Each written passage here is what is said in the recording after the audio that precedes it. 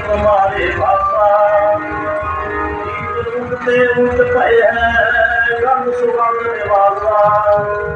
माधो सत्संगत शरण तुम्हारी अब अवसर तुम्हें पुकारे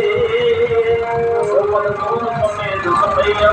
हम बबरे जसवीरा संगत मिल रही है माधो जैसे मन मदीरा जाति उठा पाती उठा